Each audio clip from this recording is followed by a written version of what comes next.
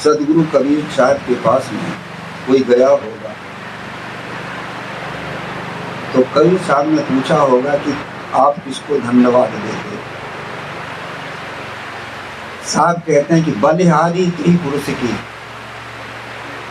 जो परिचित परखन हार, साई दीनों खाड़ को खारी मुझे हमार। मैं उसको धन्यवाद देता हूँ, अर्थात मैं उससे निशावर हूँ जो परिचित वस्तु को परखे, और मैं उससे प्रसन्न नहीं हूँ कि जो साई का अर्थ होता पेशगी। जब कोई वस्तु हम खरीदते हैं, बड़ी चीज, खेत, घर, जो भी, तो पहले थोड़ी पेशगी दे देते हैं। उसका नाम है कहीं कहीं बयाना, इसको साई कहा। मैं उससे प्रसन्न नहीं हूं कि बयाना पेशगी तो साई काहे की दे, खाड़ की, और खारी नमक ले ले तो वो हमारे। अब सदगुरु कबीर साहब कहते हैं कि मैं उसी को धन्यवाद देता हूं जो परिचित को परखे, अर्थात जो पारख करे। सदगुरु कबीर साहब का सिद्धांत है पारख। पारख का अर्थ तो परखना, जानना, परिणाम को सोचना, इसका नाम है पारख। एक छोटी सी चीटी है ना, उसके पास भी पारख है। उसके सामने आप थोड़ी एक चीनी की थोड़ी सी खांड रख दो तो जानती खाने की चीज है, और उसके सामने उंगली खड़ी कर दो तो जानती कि अवरुद्ध यहाँ दुख मिलेगा, घूम जाती है ना पारख। इसलिए जीव का स्वरूप पारख। जितने भी जीव देहधारी सभी का स्वरूप पारख है। परखना, जानना, ये चेतन का स्वरूप है। और सत्य और असत्य की परख करना, परिणाम के ज्ञान, सत्य और असत्य की परख करना केवल मनुष्य के पास नहीं, पशुओं के पास नहीं। मनुष्य ही सत्य क्या है, असत्य क्या है, सही क्या है, गलत क्या है, इसको परखने वाला कौन है? मनुष्य। और सुख और दुख की परख तो चारों खाने के प्राणियों में है। साहब कहते हैं मैं उसको धन्यवाद देता हूं जो सत्य और असत्य को परखे, वही पारखी। वस्तु तो सामने है, परिचित है वो, परंतु उसकी परख नहीं है। इसलिए जड़ और चेतन दोनों तो हमारे सामने है। जड़ शरीर है, जड़ संसार है, चेतन आत्मा शरीर में धारण किए, शरीर में, ये तो सबको मालूम है। परंतु जड़ का स्वरूप क्या और चेतन का स्वरूप क्या, ये सबको तो परख थोड़ी नहीं। इसका जो परखता हो, जो पारखी हो, जिसको परिणाम की सोच हो। एक जगह कुछ संत थे, कुछ सन्यासी संत थे, कुछ पारखी संत थे। कहीं बड़ा सम्मेलन था, सब सम्मेलन में गए। एक सेठ जी ने सभी संतों को अपने यहाँ बुलाया, सब संत गए। उसमें भोजन बना और भोजन में बनी खीर। तो कटोरी में जो है खीर थी और उसमें चम्मच भी रख दिए थे। अब एक सन्यासी संत थे, संत तो संत होते हैं, उन्होंने सोचा लाओ हाथ ही से खा लो, कौन धीरे धीरे चम्मच में खाए। और जैसे ही हाथ लंबा किए, एक संत थे, उन्होंने कहा स्वामी जी रुकिए, अरे बड़े घर में आए हैं, सभ्यता से खाएं। उन्होंने चम्मच भी दिया है। तो महात्मा ने सोचे चलो भाई चम्मच से ही खा लें। अब खीर देखे नहीं ठंडी है कि गर्म, चम्मच उठार भरे खीर, और जैसे ही भरे और मुंह में डाले तो खीर तो थी गर्म, फड़फड़ा उठे, और फेंक दिए चम्मच के भाड़ में जाए तुम्हारी सभ्यता। जो पारखी संत थे उनका महाराज जी परख तो लेते ठंडी है कि गर्म। वस्तु तो सामने है पर उसकी परख हमारे पास नहीं है। इसी को परखने का सिद्धांत है पारख से। सदगुरु कबीर कहते हैं कि मैं उसी को धन्यवाद देता हूं जो परिचित वस्तु को परखे, जो हमारे सामने है, और उसकी परख हो, वही तो पारखी होता है। हमारे सामने है और उसको हम परखें। सबसे पहले तो ये बात है कि हम वास्तविकता को परखें। एक बार ज्ञानियों की परीक्षा के लिए एक बहुत बड़ी सभा लगी, और उस सभा में घोषणा कर दिया गया कि जो ज्ञानी हो वो यहाँ जो वस्तु है उनकी परख करे, सर्वश्रेष्ठ वस्तु क्या चीज है उसकी परख करो। और कौन कौन चीज रखी गई थी वहाँ? सबसे पहले एक सोने की आसनी बना करके रहल, उसमें ऋग्वेद रखा गया था, वेद। दूसरी चीज रखी गई थी कि गंगा जी का जल एक सोने के पात्र में। तीसरी चीज रखी गई थी शिव की मूर्ति बैठा दी गई थी। और चौथी चीज थी एक कुत्ता भी बगल में बांध दिया गया। 4 चीज थी। सबसे पहले वेद, दूसरे में गंगा का जल, तीसरे में शिव की मूर्ति और चौथे में बगल में कुत्ता बांध दिया गया। अब बताया गया है कि इसमें जो सही वस्तु हो जिससे सबका कल्याण हो, ऐसी कौन चीज है बताओ। एक वैदिक पंडित थे, उन्होंने वेद को पकड़ लिया, कहा कि देखो निराकार परमात्मा ने साकार रूप धारण किया और उसकी जब श्वास चली तो श्वास में ये वेद की उत्पत्ति हुई और उस परमात्मा के मुंह से ब्राह्मण पैदा हुए। इसलिए वेद पढ़ने का अधिकार ब्राह्मण का है और जो वेद मार्ग से चलता है उस सबका कल्याण हो जाएगा। जैसे वेद में लिखा है उसके अनुसार जो चलता है उसका सबका कल्याण होगा। तो सर्वश्रेष्ठ है वेद। दूसरे सज्जन उठे जो है कर्मकांडी थे, उन्होंने क्या काम किया कि गंगा जी के जल को पकड़ लिया। कहे देखो ये गंगा जी का जल है। जब राजा सगर के 60,000 पुत्रों को कपिल का श्राप मिला तो सब मर गए और उसके उद्धार के लिए भागीरथी उनके वंश के थे, उन्होंने तपस्या करके गंगा को स्वर्ग से जमीन में लाए और उसी के स्नान से सबका उद्धार हो गया। इसलिए सर्वश्रेष्ठ सबका कल्याण करने वाली ये गंगा जी है, ये गंगा का जल है। तीसरे सज्जन और उठ गए, उन्होंने क्या काम किया कि शिव की मूर्ति को पकड़ लिया, क्योंकि वे उपासक थे, जो उपासक होते वो उपासना करते हैं। इसलिए ये कल्याण स्वरूप शिव हैं, इनसे इनकी उपासना से सबका कल्याण हो जाता। इसलिए सर्वश्रेष्ठ ये शिव की मूर्ति है। कहा जाता कि अंतिम में एक सत्संगी ज्ञानी भी थे जो पारखी थे, जिनके प्यास पारक थी, वो उठ करके खड़े हुए कुत्ते को पकड़ लिया। कहे कि देखो सर्वश्रेष्ठ वस्तु इस कुत्ते के भीतर में आत्मा है, यही सर्वश्रेष्ठ। देखो चारों वेदों को जमाने वाले 4 ऋषि थे, आदित्य, अंगिरा, वायु और सूर्य। उनके भीतर जो आत्मा थी वही कुत्ते में है। गंगा जी के महत्व मानने वाले या लाने वाले भागीरथी, जिनके भीतर अंतर आत्मा थी वही आत्मा इस कुत्ते में है।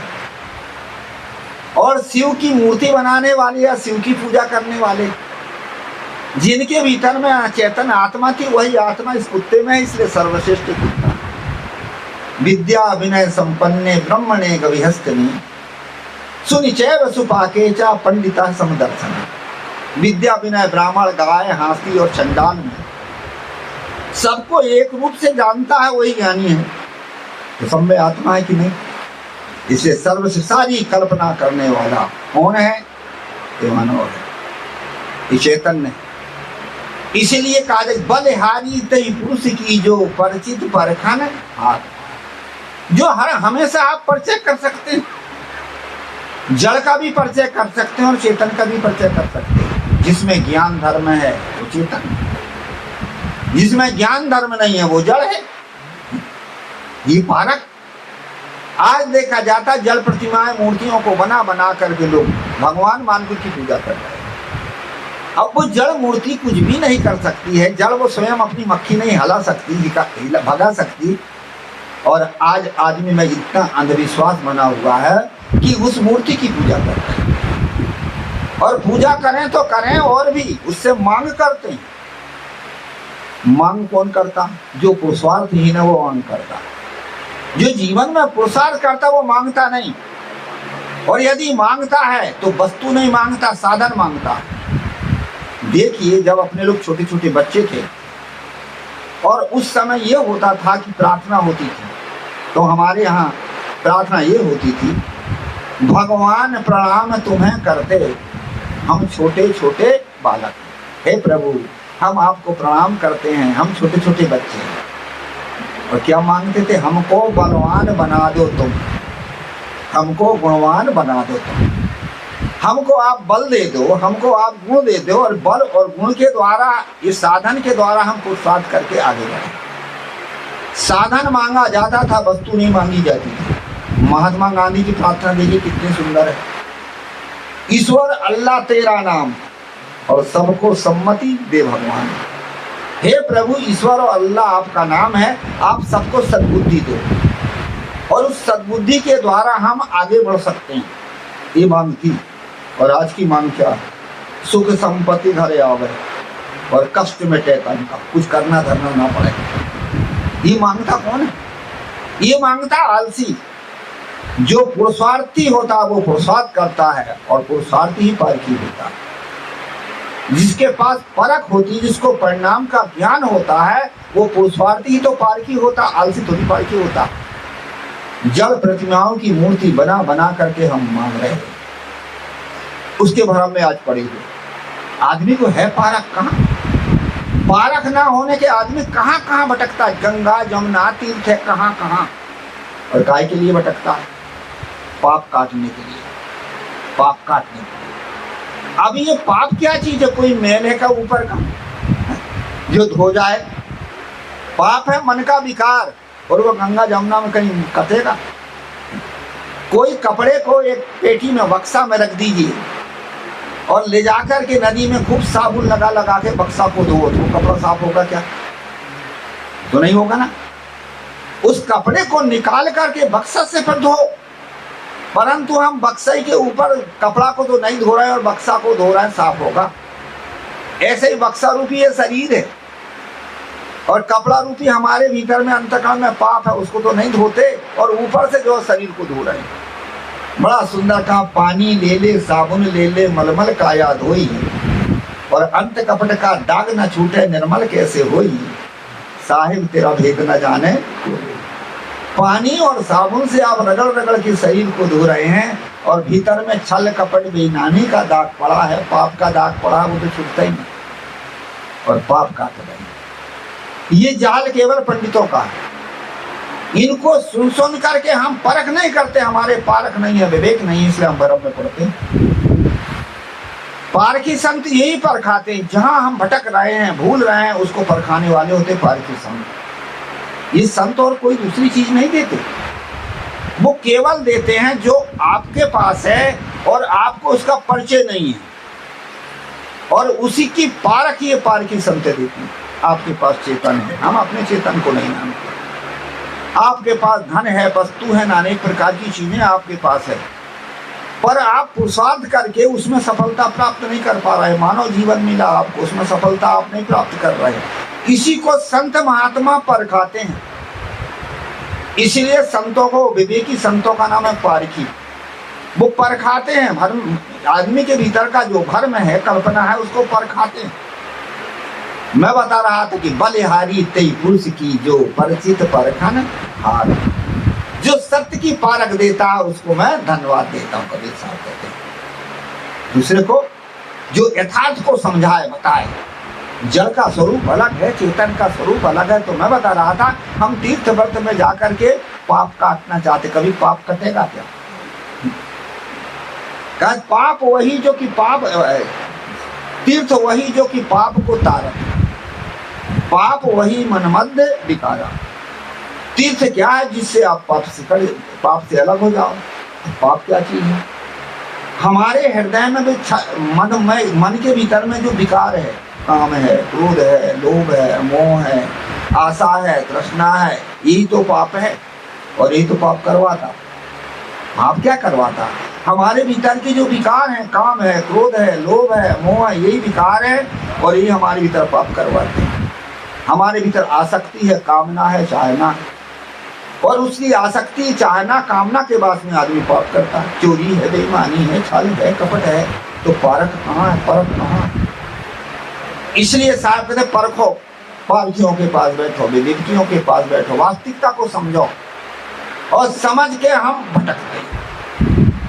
आज हम अपने सहारा के लिए 33 कोटि देवी देवताओं की कल्पना करके रखा। 33 करोड़ देवता है और वो देवी देवता हमें क्या देते हैं? सुख देते। कितने भी हो जाए उनका भजन कर लो, बस सुख मिल जाएगा, सारे पाप से वो दूर कर देंगे। कितना अंधविश्वास समाज में डाल दिया गया है। देवी देवता नाम की अलग से कोई चीज ही नहीं। मनुष्य के पास में जो देवी संपदा है, दया दान परोपकार, और उस संपदा को जिसने धारण किया है, नर हो चाहे नारी हो, वो देवी और देवता। जिन महिलाओं के पास में सदाचार है, सद्गुण है, विवेक है, वे देवी। जिन पुरुषों के पास में सद्गुण है, सदाचार है, वो देवता। अब बाहर में देवी देवता खोजने जाओगे तो कहाँ से मिलेगा? और यदि देवी देवता जो हम मान बैठे वो हमारी कल्पना ही तो पारक है कहाँ? आदमी भटकता। एक कह रहा था, गुरुजी आप देवी देवता को मानते हो कि नहीं? कहा मानते भाई। क्या कौन से देवी देवता? हम कहे जो माता है, पिता है, गुरु है, ये देवता है। समाज के जो लोग हैं, जो समाज को सहयोग देते हुए देवता हैं। ज्ञानी महापुरुष हैं, ज्ञान देते हुए देवता हैं। जो देने वाला वो देवता है। कहे नहीं वे देवी देवता नहीं, वे नाचने कूदने वाले जो नाचते हैं, जिसके शरीर में देवता आ जाता है और वो खूब नाचता है, त्रिशूल छेद लेता है, जंजीर शरीर में मार लेता, खून खून हो जाता है और भविष्यवाणी बोलता है, उसको मानते कि नहीं? उसको हम नहीं मानते। वो आदमी की भावना, आदमी भावना मनाता, जैसे भाव होते वैसे वो नाचता कूदता, भाव उतर गया, बात खत्म। इसीलिए अलग से कोई देवी देवता नहीं है जो कि हम अलग माने। और यदि किसी के शरीर में देवी देवता आ गया, वो भविष्यवाणी बोलता है, तो हमारे शरीर में आना चाहिए। क्योंकि पारखी संत जो होते हैं, संत महापुरुष सतोगुणी होते हैं। इनके शरीर में देवता आना चाहिए, हमारे शरीर में आना चाहिए। मसखवन के शरीर में देवता जाता, जो लोग शराब पीता है, मांस खाता, उसके शरीर में देवता जाएगा। तो क्या चीज है? वही है भावना। हमारे भीतर जो भावना पैदा होती है, उस भावना को हम भावना में होकर के हम नाचते कूदते हैं। ज्ञान हो गया, विवेक हो गया, भावना उतर गई, जैसे कि तैसे हो जाते। एक हमारे संत हैं, वो पहले बुरहानपुर के संत थे, अब हरिद्वार तरफ जाकर के लाल कपड़ा पहन लिए और वो सन्यासी जैसे कपड़े पहनते हैं। तो पहले जब वो बुरहानपुर में थे, उस समय संखेड़ा में हमारे यहाँ वो रहते थे, तो देवी देवता नाच रहे थे, जुलूस निकला और उसमें देवी और देवता नाच रहे थे। मैंने कहा आप भी कूद पड़ो, क्योंकि वो छोटेपन में उनको देवता आता था। मामा जी के लड़के थे, छोटेपन में उनको देवता आता। उनका आप भी कूद पड़ो। हंसे कह साहब जी अब नहीं होगा। तो क्यों? उस समय बोध नहीं था, ज्ञान नहीं था। वैसा भाव था और भाव से आता था और भाव से नाचते कूदते थे। अब तो भाव आता ही नहीं है, ज्ञान हो गया तो कहाँ से देवता आ गए? उनको बात बिल्कुल ठीक है। ये केवल हमने मान रखी कि देवी देवता कोई अलग से आता क्या? या देवता फल देता है, देवता सुख देता है? देवता वे तो नहीं देता, तुम्हारे कर्म देते हैं। कर्म ना करो तो क्या देवता दे देगा? हम बैठे रहे और जाप करते रहे और कुछ करें ना तो आगे होगा क्या? कुछ नहीं होगा। इसलिए कहा जाता है कि हम योगी कर्म करते हैं, कर्म का फल हमें दो ही प्राप्त होता है, कभी दुख कभी सुख। अच्छा किए अच्छे भाव से तो उससे सुख मिलेगा, गलत किए तो दुख। अब कहाँ से अलग कर्मों को विधाता कोई देवी देवता मान बैठे हैं? यही मानता सदगुरु कबीर कहते, बलिहारी तिन पूछती। जो परिचित परखे नहा, जो परिचित को परखे, सात्विकता को परखे, सत्य को परखे, उसी को मैं धन्यवाद देता हूँ।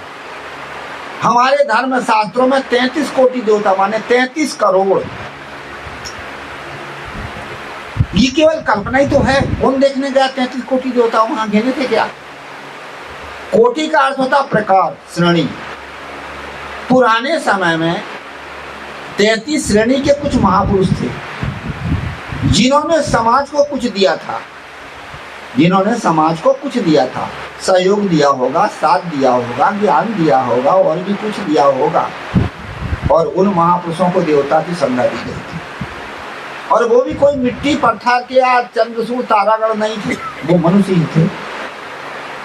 आज वो महापुरुष नहीं रहे, अब उनकी प्रतिमा बना बना करके हम कोई पूजा पाठ करें तो क्या कुछ मिलेगा?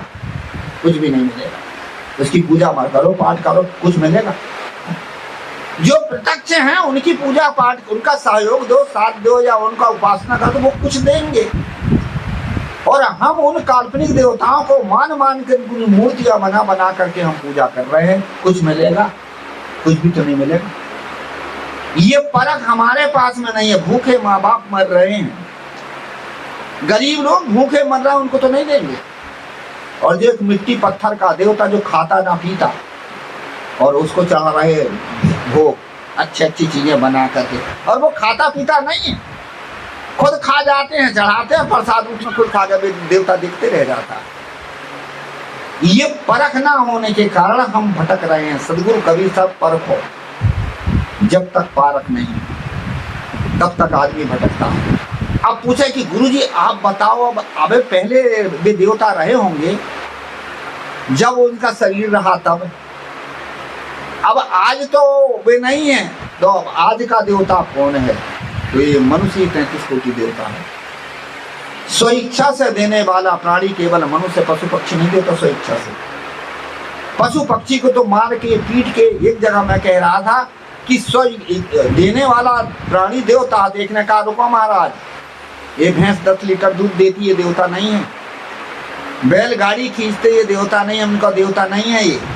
ये आप लेते हो उससे मार के पीट के, खिला के पिला के, लोभ और लालच भय से, वो देवता नहीं है।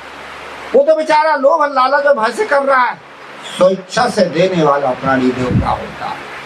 यदि हम स्वेच्छा से कोई भी चीज किसी को दें, देवता। और आशा में बंद करके दे, लोभ में पढ़ करके दे, आगे ये मुझे देगा, या आशा में बंद करके दें, तो हमारी मानत, हमारी केवल वो है, वो थोड़ी देगा। सच्चा देवता देने वाला ये मनुष्य है, और मनुष्य 33 कोटि देवता है। ये कौन? जिसके जीवन में सदाचार आ जाए, वो स्वेच्छा से देता, किसी को सहयोग देता है, देवता ही तो है। और मनुष्य के ही 33 नाते बनाए जाते हैं। 33 कोटि देवता का अर्थ होता है, जब किसी से आप संपर्क जोड़ते तो नाते बनाते हो ना। किसके बनाते हो? मनुष्य के। भैंस को कोई काकी नहीं कहता, गधा को कोई मामा नहीं कहता, घोड़ा का कोई चाचा नहीं कहता। किसको कहते हैं? मनुष्य को। और कब नाते बनाते? जब आप संपर्क जोड़ते हो तब, है ना। और संपर्क जब जोड़ते हो और जब नाते बनाते हो तो उसको आप भैया जी, मामा जी, काका जी, गुरु जी कहते हैं नहीं, ऐसे नाते बनाते हो। इसलिए मनुष्य के 33 नाते होते हैं। सबसे पहला नाता होता मातृ कुल का। वो कौन कौन है? नाना, नानी, मामा, मौसी, मौसा और मामी। कितने हो गए? 6 देवता तो यही होता है। फिर पितृकुल के 6 नाते बनाते हैं। माता, पिता, भाई, बहन। ओ पितृकुल के बनाते हो आप, है दादा, दादी, चाचा, फूफू, फूफा और चाची, तो 12 तो यही हो गए। फिर आप अपने बनाते हो, अपने जो है पिता के बनाते हो। माता, पिता, भाई, बहन, बहनोई और भौजाई। कितने हो गए? 18। फिर आप जो है अपने बनाते हो, पति, पत्नी, पुत्र, पुत्री, बहू, दामाद। कितने हो गए? हैं 24। फिर अपने लड़के के 6 नाते होते हैं, बहू, बेटा, नाती, नतनी, नतिया, दामाद, नतिया। कितने हो गए? 30। गुरु, शिष्य और मित्र, यही तो 33 कोटि देवता। देवता खोजने कहाँ जाते हैं? गुरु, शिष्य और मित्र। 3 देवता होते हैं। 30 देवता होते देह के संबंध के, और 3 देवता होते धर्म के। गुरु किसी को भी बना लो, शिष्य किसी को भी बना लो, और मित्र भी किसी को भी बना लो, है ना। तो 33 कोटि देवता तो ये मनुष्य है। अब कहाँ देवता तुम खोजने जाते हो? पारक सिद्धांत एक ऐसा सिद्धांत जो विवेक करके बताता है, पर हम विवेक नहीं करते, भ्रमते हैं, कल्पनाओं में पढ़ते हैं। सदगुरु कबीर कहते बलिहारी तेई पुरुष की, जो परिचित परखन, हाँ, जो वास्तविकता की परख बताने वाला सिद्धांत सदगुरु कबीर का है। उन्होंने अलग देवी देवताओं की कल्पना नहीं की है, पर आज हम भटक रहे हैं, लटक रहे, कहाँ कहाँ जा रहे हैं। और इन भ्रम में पढ़ करके आदमी कहाँ कहाँ ठगाता है। भूत प्रेत के विषय में मैंने सवेरे बताया था। भूत और प्रेत नाम की कोई चीज ही नहीं है। जीव आत्मा एक शरीर को छोड़ करके दूसरा शरीर बना लिया। शरीर को आपने जला दिया और गाड़ दिया, क्या भूत प्रेत हो गया? पर आपकी भावना बन गई। आदमी मर करके और वो है उसके जो है सूक्ष्म देह लेकर के प्रेत योनि में चला जाता। सूक्ष्म देह कोई योनि में, प्रेत दूसरी योनि में थोड़ी जाती है। एक शरीर को छोड़ा और जैसे संस्कार हैं, कहीं मनुष्य, कहीं पशु, पक्षी, कृमि कीट, जिसके भी संस्कार सीधा वहां चला जाता है। कोई ऐसे भटकता थोड़े रहता। तीर यहाँ से आप छोड़ो तो तीर कहीं बीच में भटकेगा क्या? वो तो सीधा जहां जाना वहीं जाएगा। ऐसे ही जैसे शरीर छूटा और शरीर छूटने के बाद में संस्कार रहते, संस्कार सीधे जाते हैं। कहाँ जाते हैं? उत्तम संस्कार तो मनुष्य खानी, मध्यम संस्कार तो पशु पक्षी, कनिष्ठ संस्कार तो कृमि कीट आदि योनियों में। ये 3 खानी 4 खानियों में ये जीव जाता है। आकर 4,84,000 योनि भरमत ये जीव अविनाशी। सदगुरु कबीर साहब ने से किसी ने पूछा था कि ये जीव कहाँ जाता है, तो आकर, रामायण की चौपाई है, आकर 4,84,000। ये जो है 4 खानी के लक्ष्य बना करके और 4 खानियों में ये जीव शरीर धारण करता है। सदगुरु कबीर साहब से भी किसी ने पूछा था कि ये जीव कहाँ जाता है। कबीर साहब के 1,84,000 जीव जंतु में भटक भटक दुख पाओ। ये जैसा जैसा लक्ष्य होता, जैसी जैसी वासना होती, उसी प्रकार से चारों खाने में ये जीव जाता है। प्रेत योनि की कल्पना मात्र है, केवल हमने मान रखा है। अलग से प्रेत योनि कोई नहीं है। अभी तर्क दिया था मैंने, जीव आत्मा एक शरीर को छोड़ करके दूसरा शरीर बना लिया, शरीर जला दिया, गाड़ दिया, या प्रेत हो गया। पर यह पौराणिक मत मानता है कि जिसकी अकाल मृत्यु होती वो प्रेत योनि में जाता। अकाल नाम की मृत्यु ही नहीं है। जितने कर्म संस्कार लेकर के शरीर बनाए हैं, कर्म भोग पूर्ण होने पर शरीर छूटता, बीच में छूटता ही नहीं। तो अकाल नाम की मृत्यु नहीं तो प्रेत नाम की योनि नहीं। अब इन भरम में हम पड़े हुए, हम विवेक नहीं करते। विवेक करो, हर चीजों को परखो। इसलिए 33 कोटि देवता कौन है? ये मनुष्य ही है। भूत का अर्थ होता है बीता हुआ समय को भूत कहते हैं, और प्रेत का अर्थ होता है मृत शरीर को प्रेत कहा। जब किसी का शरीर छूट गया तो ये मुर्दा है, उसका नाम है प्रेत। बीजक में सदगुरु कबीर साहब ने प्रमाण दिया है, प्रेत कनक मुख अंतरवासा और आहुति सत्य होम की आशा। क्या काम करते हैं कि लोग कहते हैं कि जब आदमी मर गया है उसके मुंह में सोना डाल दो तो वो स्वर्ग में चला जाएगा। सोना स्वर्ग में ले जाएगा क्या? कितने अंधे बना करके पंडितों ने रखा है, और वो सोना फिर उसके मुंह से निकाल के पंडित लोग लेते हैं। जो लोग मरे हुए के मुंह में जो सोना डालते हैं, और उस सोना को लेता कौन है? घर में मत रखो, पंडित को दान कर दो। इसलिए अपने लूटने के लिए, दान करवाने के लिए भरम में डाल करके मुंह में सोना डलवाते हैं। प्रेत कनक मुख अंतरवासा, जो प्रेत कहते हैं मृत शरीर, जिससे आत्मा निकल गई उसको प्रेत कहते हैं। और उसमें और अलग से कोई प्रेत नहीं है कि कोई प्रेत बन के आता, कोई भूत बन के आता। केवल हम मान करके भटके हैं, हम विवेक नहीं करते। ईश्वर परमात्मा नाम की अलग से कोई चीज ही नहीं। जीव आत्मा एक शरीर को छोड़ करके दूसरा शरीर धारण कर लिया। जीव कहीं है, कहीं किसी खानी में तो है। सिद्ध हो गया कि जीव है, चेतन है, और जड़ शरीर 5 तत्वों में ला करके मिल जाता है। जला दिए, गाड़ दिए, मिल गया। पांचों में ले छठवां हो गया मौन। 5 तत्व में 5 तत्व मिल गए। छठवां जो जीव था वो जिस खानी में गया वहां चला गया। अब मैं तो पूछूं पंडिता, अब मरा है कौन? अब नाश का किसका हुआ? न जड़ का हुआ न चेतन का हुआ है। अब तीसरा ईश्वर परमात्मा को सिद्ध कर दे, केवल कल्पना। इन चीजों की हमें परख नहीं है। सदगुरु कबीर साहब कहते हर चीज को परखो। हम परख नहीं पाते हैं, इसलिए हम भ्रम में पड़ते। ये देवी देवता मनुष्य होते हैं। जिन महापुरुषों के पास में देवी संपदा थी वो देवता बने गए, और जिन महिलाओं के पास में देवी संपदा थी वो देवी बने गई। ये क्या है? ये शक्ति है। देवी एक शक्ति का रूप है। हमारे पास में सौर शक्ति है, ये दुर्गा माता। चाहे पशु के, चाहे मनुष्य, नारी के पास में हो, चाहे पुरुष के पास में हो, सौर शक्ति। सौर शक्ति का अर्थ है कि सौरता हो, किसी भी चीज में डरो मत। ये सौर शक्ति ये दुर्गा जी है। सद्गुण शक्ति ये देवी जी है, लक्ष्मी जी है। जिसके पास सद्गुण हो, सदाचार हो, वो लक्ष्मी है। और जिसके पास में विवेक शक्ति हो, वो सरस्वती जी है। ये तीन शक्ति हैं, ये तीन शक्तियों का नाम देवी है। और अलग से कोई शक्ति आप मानोगे तो केवल आपकी कल्पना। इन चीजों को परखने के लिए समझे हम सद्गुरु कबीर साहब का सिद्धांत पारक।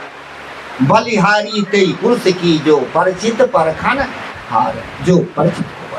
एक बार बुरहानपुर में मैं पढ़ा रहा था, और वहां जब पढ़ा रहा था तो एक साइंटिस्ट लोग कुछ आए, 2-4 लोग थे, बैठे। बैठने के बाद मैं कहने लगे कि आप अहिंसक हो कि हिंसक हो। हमने कहा भैया अहिंसक नहीं, हम लोग हिंसक नहीं है, अहिंसक है। क्या महाराज संसार में कोई अहिंसक हो ही नहीं सकता। हम कहा क्या बात है भाई? क्या ये दूध पीते हो ना, इसमें भी जीवाणु है।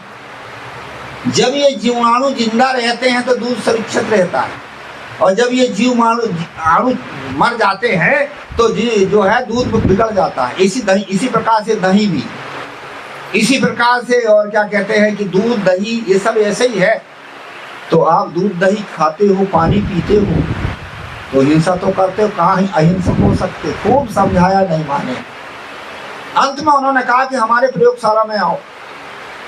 कुछ दिन के बाद एक आदमी को भेजा, कबीरपंथी संतों को बुलाओ। आए, गए हम लोग, संत थे बना साहब आदि, हम और कुछ संत थे। जब वहां पहुंचे तो सबसे पहले उन्होंने क्या काम किया कि गाय का ताजा दूध, तो पहले पानी, नल का पानी छान करके लाया। जो पानी जब स्थिर हो गया और जब मशीन दिया लगाने के लिए, हमने जब देखा उसमें बड़े बड़े मोटे मोटे और चमक रहे थे सब, और ऐसे सड़क रहे। उसके बाद में फिर उन्होंने गाय का दूध लाया। गाय का दूध में भी जब हम देखे तो भूरे और जो है सफेद सफेद बड़े बड़े मोटे, और वो भी ऐसे सड़क रहे। उसके बाद उन्होंने एक रात का दही लाया जमाया हुआ। उस दही को दिया तो उसमें देखे थे और मोटे मोटे भूरे भूरे खुरदरे वे भी ऐसे सड़क रहे थे। ऐसे चल रहे थे। क्या महाराज अब मानोगे कि नहीं? हम क्या अभी भी नहीं मानेंगे। बना साहब थे, हंस पड़े। अमोही साहब पारक सिद्धांत गया कि उनका नहीं गया है अभी। क्या महाराज नहीं मानोगे? उनका ना, कैसे? हमका देखिए, ये जीवाणु नहीं है, तत्वाणु है। तत्वों में होती क्रिया और जड़ क्रिया होती है, और जड़ क्रिया होती है वो ऐसी हो रही है, तत्व की क्रिया है। यदि जीवाणु होते तो उसमें इच्छा क्रिया होती। जब इच्छा क्रिया होती तो इधर भी जाते और इधर भी जाते। इसलिए ये तत्व की क्रिया है, क्योंकि तत्वों में क्रिया है, तभी तो कार्य से कारण और कारण से कार्य बनता। यदि क्रिया ना हो तो कैसे बने? इसलिए तात्विक क्रिया ये चेतन की क्रिया नहीं है। चेतन के साथ होती इच्छा, और इच्छा के आधार पर, सुख दुख के आधार पर चलता है, फिरता है, उठता है, बोल बैठता है। ये क्रिया होती है। इच्छा शक्ति क्रिया अनेका, और चलन बैठक आदि। इसलिए ये जीवाणु नहीं है, तत्वाणु है। अरे क्या महाराज गजब है आपको मस्ती माथा उनका। इसी का नाम तो पारक सिद्धांत है। जहाँ पारक हो, जहाँ विवेक हो, परख हो, हर चीज में परख हो। व्यवहार में भी पारक होनी चाहिए। हम व्यवहार में भी परखें। परिणाम को सोच करके हम व्यवहार नहीं करते, लोभ में पढ़ के करते हैं। विवेक से व्यवहार नहीं करते। केवल हमने देख लिया और देख के मान लिया, विवेक किया। सदगुरु कबीर साहब के नहीं, भीतर की आंख से, बाहर की आंख से मत देखो, भीतर की आंख से भी देखो, विवेक करो हर चीज में। कभी कभी आंख का देखा, कान का सुना भी तो झूठा हो जाता है।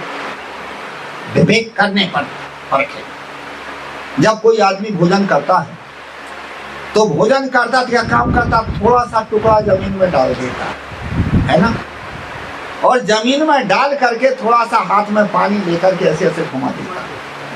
क्या कर रहे हैं? भगवान को भोग लगा रहे हैं।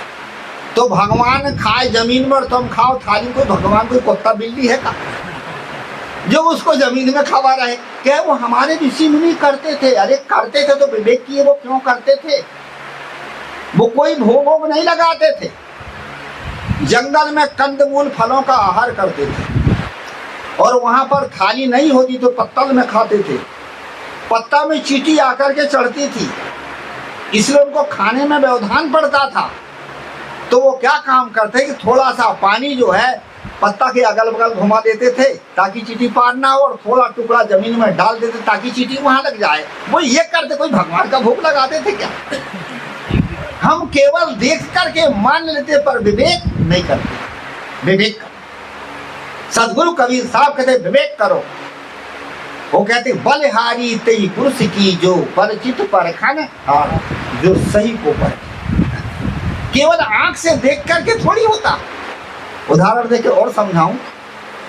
एक आदमी था पर्यटक, कहीं चला जा रहा था, रास्ते रास्ते जा रहा था, तो रास्ते के दाईं ओर जो है रास्ते में मुर्दा मरघट पड़ा। मरघट जहाँ लोगों को जलाया जाता और गाड़ा जाता, उसका नाम मरघट है। और वो मरघट थोड़े, वो तो जरघट और गड़घट है। मरघट तो घर और अस्पताल, वहाँ कोई मरता थोड़े। वो तो जरघट और गड़घट है, जलाया जाता और गाड़ा जाता है। तो जब मरघट पड़ा तो उसने देखा बाईं ओर लोगों को जलाया जाता था और दाईं ओर लोगों को गाड़ा जाता था। जिधर लोगों को गाड़ा जाता था उधर उसने देखा तो एक महिला और पंखा कर रही। कहाँ पंखा कर रही थी? कब्र पर पंखा कर रही। उस व्यक्ति ने पूछा उस महिला से, बहन ये किसकी कब्र है? क्या ये मेरे पति की कब्र है। झटपट उस महिला को उसने पैर छू लिया। धन्य है बहन, अरे तेरे जैसी पतिव्रता आज भी दुनिया में है। अरे तू मरे पति, जिंदा पति की कितनी सेवा करती रही होगी, और मर जाने पर भी आज सेवा कर रही है, तो महापतिव्रता है। पैर छू लिया। उस महिला ने पूछा, भैया पैर क्यों छूते? क्या पतिव्रता है तुम? कैसे पतिव्रता? अरे क्या आंख से देखा तू कब्र पर पंखा कर रही है, कान से सुना कि तेरे पति की कब्र है, तो क्यों ना मानो? उसने कहा, भैया आंख का देखा कभी कभी झूठ होता है, विवेक से सही परखा जाता है।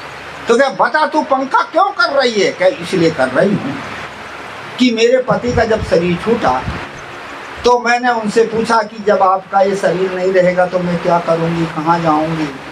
मेरे पति ने कहा कि मेरे नाम से घर है, मेरे नाम से खेत है, मेरे नाम से बैंक में बैलेंस है, इसीलिए उसी में गुजारा करना।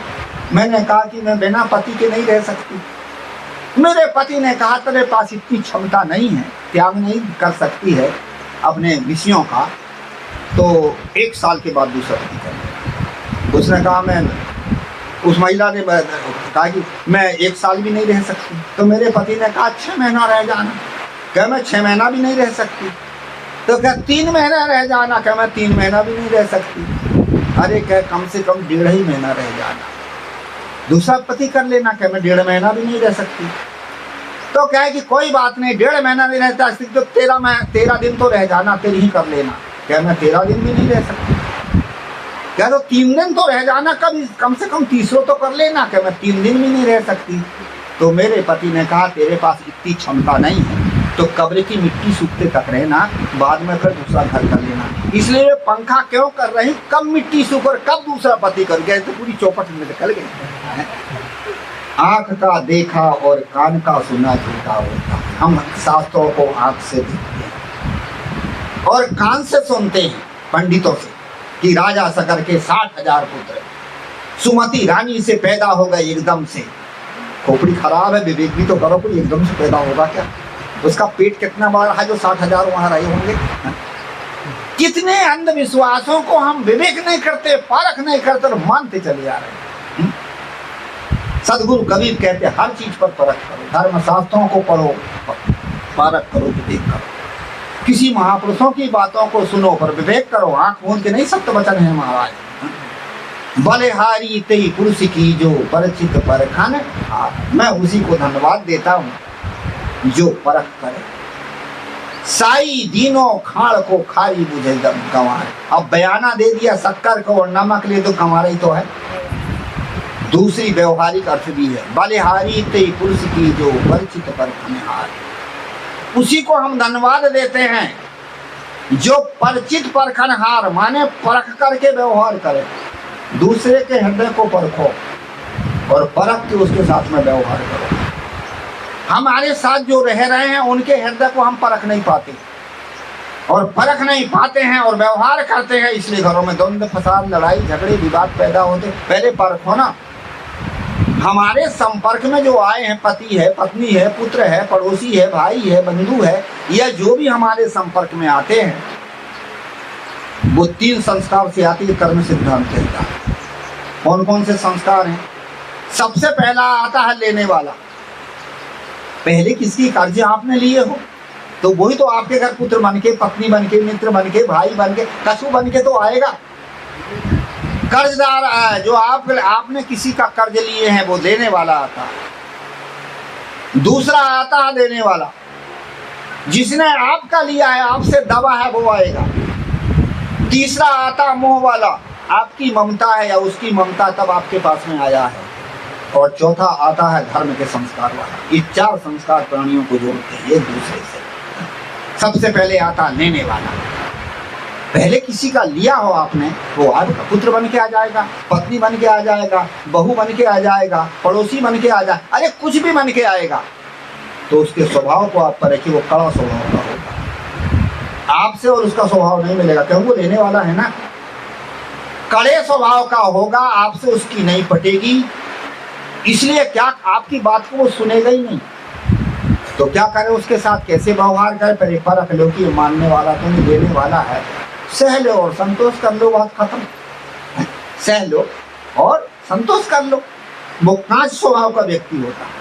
यदि आप संतोष नहीं कर पाए, सह नहीं पाए, तो वो चिटकेगा, आपको भी बर्बाद करेगा और स्वयं बर्बाद होगा, है ना।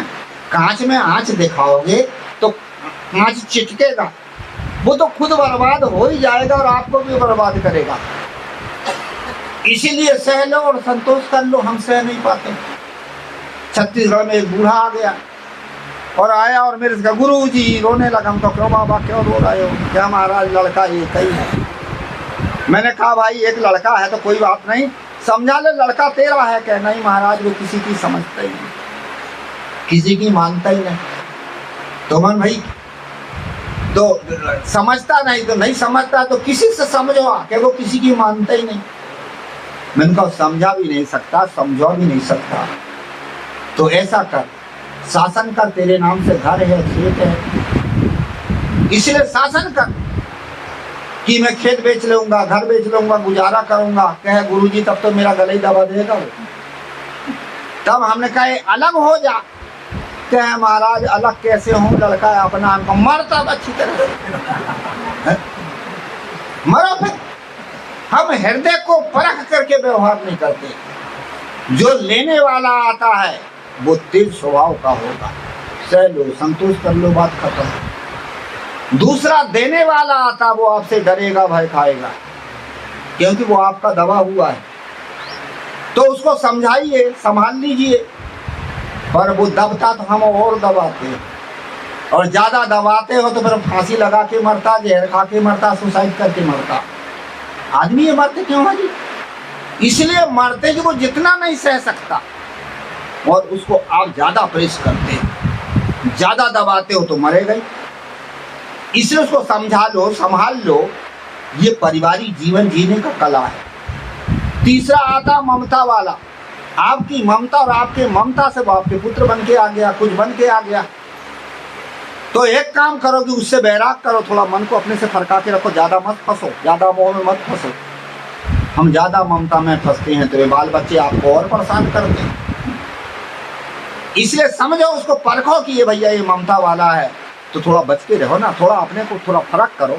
पर हम ममता में और फंस जाते हैं। एक महात्मा जी कहीं चले जा रहे थे, दरवाजे के सामने बूढ़ा रो रहा था, अपने घर के दरवाजे के सामने। महात्मा ने कहा बाबा क्यों रो रहे हो?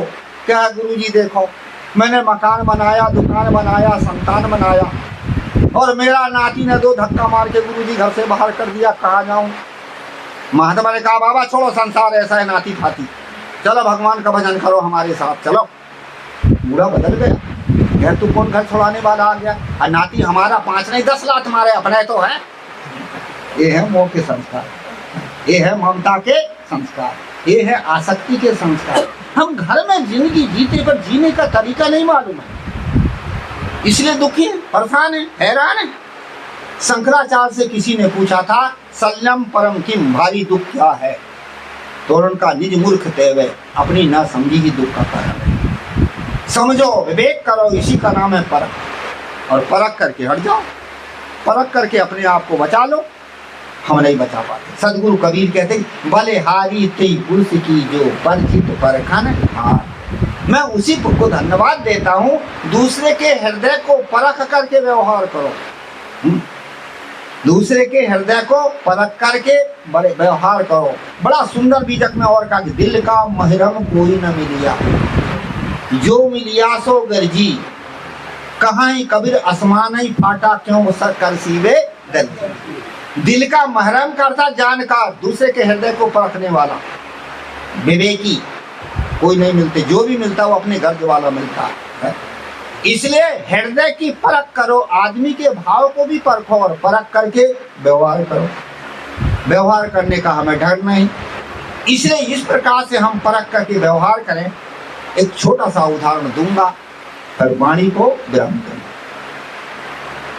एक बार इधर ब्यावरा की तरफ में, ब्यावरा है ये पड़ता है राजगढ़ जिला मध्य प्रदेश में, उधर घूमने के लिए गया। ऐसे मेरा कार्यक्रम था, तो एक घर में पधरावनी में लोगों ने ले गए।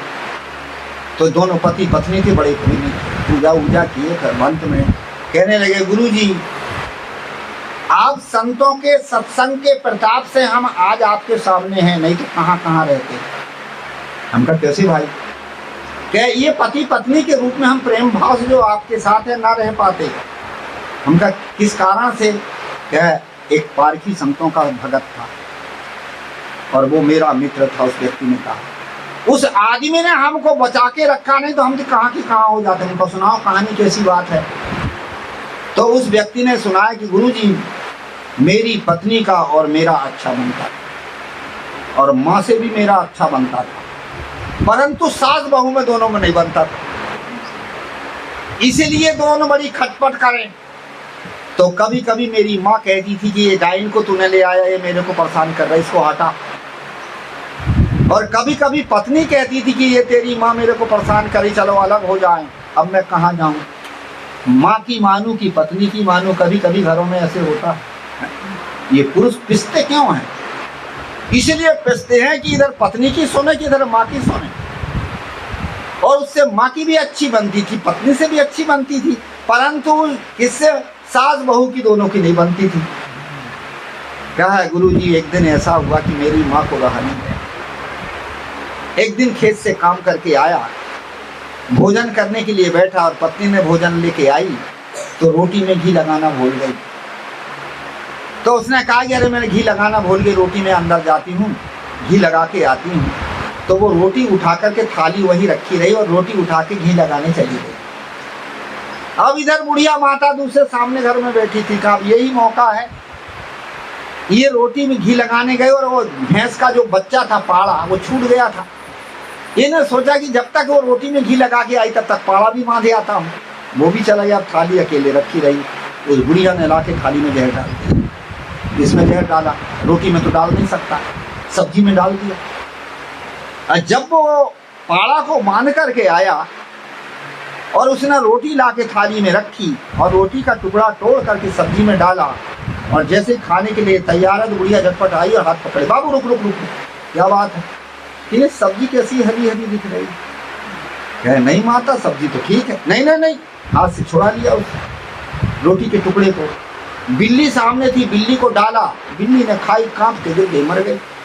बुढ़िया को बहाना मिल गया, देखो मैंने बचाई, नहीं तो मेरा लड़का तो अभी मार डालती है बहू। ऐसा कभी फरफंद घर संसार में होता है। किसी को नीचा दिखाने के लिए पापी लोग ऐसे पाप करते हैं, क्योंकि किसी को नीचा दिखाना उनके पास विवेक नहीं है ना, ऐसा करते हैं। तो जैसे वो बिल्ली मर गई तहाँ तो चिल्लाई बुढ़िया, अरे मेरा लड़का मर जाता, मैंने बचाई, नहीं तो मर जाता, इसने जहर दे रही थी मेरे लड़के। गांव के लोग आ गए, भीड़ मच गई। किसी ने कहा पुलिस को बुलाओ, इसको देंगे। किसी ने कहा नहीं इसका काला मुंह करो, गधे में बैठा किसकी बेइज्जती करो, सब हल्ला हल हो रहा था। अंत में क्या हुआ कि जो दूसरे के दिल को परखता है, पारखी होता है, वो परखता है कि सही है या गलत है। क्या गुरुजी जो मेरा मित्र था वो सत्संगी था, संतों का सत्संग करता था, उसके भीतर में परख आ गई। उसने ये सोचा कि गलत आदमी क्या होता है कि गलत आदमी निर्भय नहीं होता, गलत आदमी निर्भय नहीं होता। गलत आदमी जो है उसका चेहरा नीचे हो जाता है, और जो गलत नहीं है उसका चेहरा नीचे, काला चेहरा नहीं होता, नीचे चेहरा नहीं होता। तो उसने देखा कि ये महिला यदि गलत करती तो काला मुंह हो जाता, ऐसे हो जाता। परंतु तो लोगों से प्रार्थना करे, भैया मेरी भी सुनो, भैया मेरी भी सुनो, दादाजी मेरी भी सुनो, हो सकता है साफ, क्योंकि आदमी ये दिल का भाव उसका चेहरा बताता, दिल का भाव उसका चेहरा बताता। इसी प्रकार से हो सकता है ये साफ हो, इसे इल्जाम लगाया जा रहा है।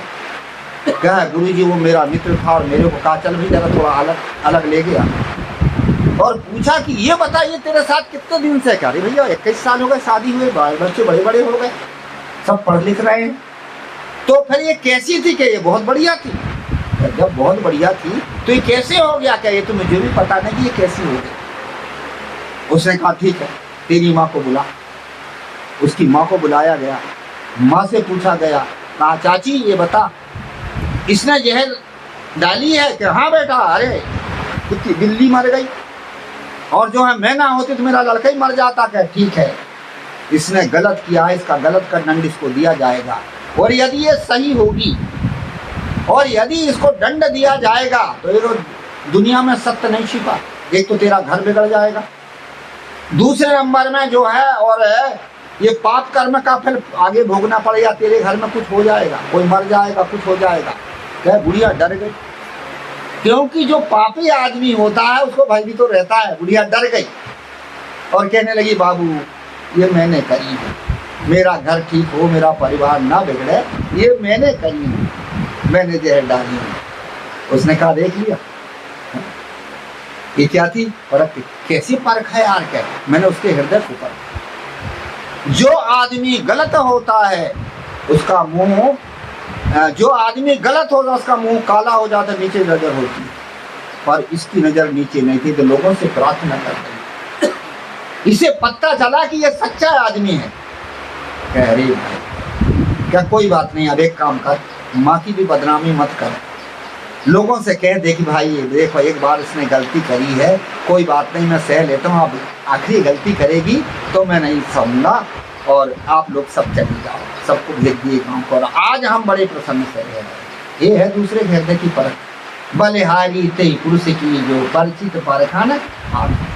हम जहाँ जी रहे हैं, परिवार में जी रहे हैं, अपने बाल बच्चों के बीच में जी रहे हैं, अपने घर में जी रहे हैं, अपने समाज में जी रहे हैं, आदमी को परखो ना, और परख करके व्यवहार कर लो।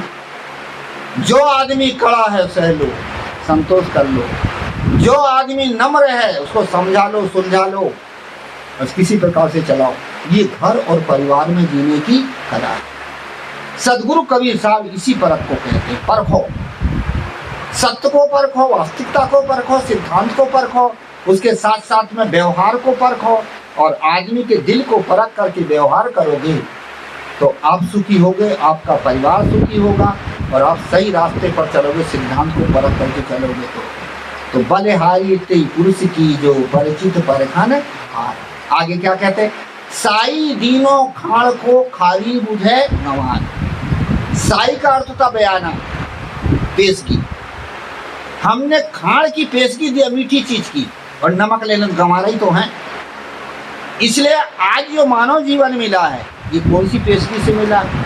भक्ति, ज्ञान, सत्संग, धर्म और सदाचार के संस्कार से मनुष्य शरीर मिला। पहले हमने भक्ति किया था, हमने धर्म किया था, हमने सत्संग किया था, हमने सदाचार किया था, उस सदाचार के संस्कार से ही मानव शरीर मिला। रामायण में आया ना, बड़े भाग मानुष तन पावा, बड़े भाग से मनुष्य शरीर मिला। अब कौन से वो बड़े भाग थे? पहले हमने कौन सा बड़ा काम किया था? बड़ा काम वह होता है जो पशु पक्षी नहीं कर सकता, कृमि कीट नहीं कर सकता।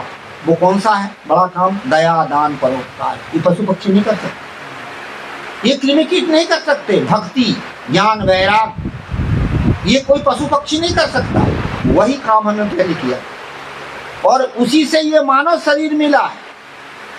पहले हमने भक्ति ज्ञान धर्म के संस्कार किए थे, वही हमारी पेशगी थी, उसी से ये मानव शरीर मिला है ना।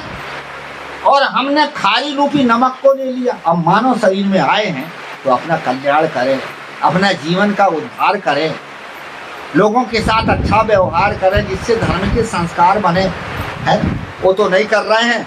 और खारी रूपी नमक, खारी क्या? इंद्रियों के भोगों में हम पड़े, स्वार्थ में पड़े हैं, अहंकार में पड़े हैं, कल्पनाओं में पड़े, ये नमक ही तो है। और ये खारी रूपी इंद्रियों के विषयों में सुख मान मान करके आसक्ति के बस हम संसार में सर रहे मर रहे तो हमारा ही तो है। ऐसा उत्तम मानव जीवन हमें मिला, हमें भक्ति धर्म के संस्कार से। और उस जीवन को हम विषय भोग ऐसा आराम मौज मस्ती संसार के राग रंग में छल कपट बेईमानी में भी बर्बाद कर रहे हैं तो हमारा ही तो है। बुद्धि को बर्बाद तो कर रहे हैं। इसके लिए संतों का सत्संग किया। सदगुरु कबीर की एक साखी को लिया था, बलिहारी तेरी पुरुष की जो परिचित परखन आर। सदगुरु कबीर साहब कहते हैं मैं उसी को धन्यवाद देता हूँ, निचावर करता हूँ जिसके पास परख हो, सत्य और असत्य की परख हो, व्यवहार में परख करके व्यवहार करे, सिद्धांत में परख करके समझे और अध्यात्म में परख करके मन को शांत करे। बलिहारी तेरी पुरुष की जो परिचित परखन आर। साई दीनों खाड़ को हमने बयाना रूप में पेशगी के रूप में भक्ति धर्म के संस्कार बनाए थे और उसी से मानव जीवन मिला। और ऐसा मानव जीवन पा करके हम खारी कहिए संसार की राग रंग विषय भोग ऐसा आराम मौज मस्ती भ्रम कल्पना में बर्बाद कर रहे हैं तो हमारे तो हैं। इसके लिए संतों का सत्संग चाहिए, ज्ञानियों की संगत चाहिए, महापुरुषों का और आधार चाहिए, तब हमारा जीवन सुखी होगा। समय पूरा हुआ, वाणी को विराम दूं। बोलिए श्री सतगुरुदेव की जय।